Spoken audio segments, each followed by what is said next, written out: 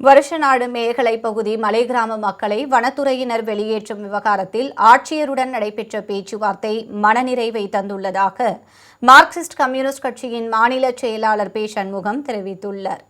முன்னதாக தேனி மாவட்ட ஆட்சியர் அலுவலகம் முன்பு பல்வேறு கட்சியினர் மற்றும் மார்க்சிஸ்ட் கம்யூனிஸ்ட் கட்சியின் மாநில செயலாளர் பே சண்முகம் உட்பட ஏராளமானோர் மலை கிராம மக்களை வெளியேற்ற முயலும் வனத்துறையினருக்கு எதிராக கண்டன ஆர்ப்பாட்டத்தில் ஈடுபட்டனர்.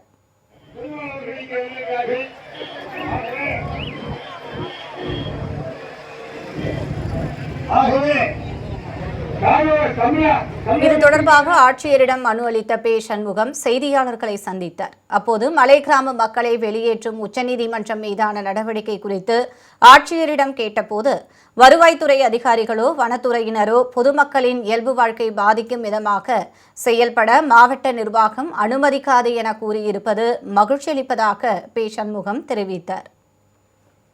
மக்களுடைய கோரிக்கைகள் சம்பந்தமாக மிக விரிவான முறையில் மாவட்ட ஆட்சித்தலைவரிடத்திலே இப்போது எடுத்துரைத்திருக்கிறோம். மாவட்ட ஆட்சித்தலைவர் அவர்களும் விரிவான முறையில் அனைத்தையும் கேட்டுக்கொண்டிருக்கிறார். ஒன்று, தமிழ்நாடு அரசின் சார்பில் விரைவாக உச்சநீதிமன்ற தீர்ப்பை மறுசீராய்வு செய்ய வேண்டும் என்கிற மனு விரைவில் உச்சநீதிமன்றத்தில் தாக்கல் செய்யப்படும். அதற்கான தயாரிப்பு நடந்து கொண்டிருக்கிறது என்பதை நேற்றைய தினமே மாண்புமிகு அமைச்சர் நிர்மல்குமார் அவர்கள் தெரிவித்திருக்கிறார்கள். அதன்படி தமிழ்நாடு அரசு நடவடிக்கை எடுத்துக் கொண்டிருக்கிறது என்பதை மாவட்ட ஆட்சித்தலைவர் அவர்கள் தெரிவித்தார்கள். அனைவருடைய முன்னிலையில் இந்த பேச்சுவார்த்தை என்பது நடைபெற்று மிக மன நிறைவோடு இந்த பேச்சுவார்த்தை என்பது இருந்தது என்பதை தெரிவித்துக் கொள்கிறேன். மக்கள் நிம்மதியாக இருக்கலாம் என்கிற செய்தி அவங்கள்ட்ட சொல்லி போராட்டம் நிறைவடையும்.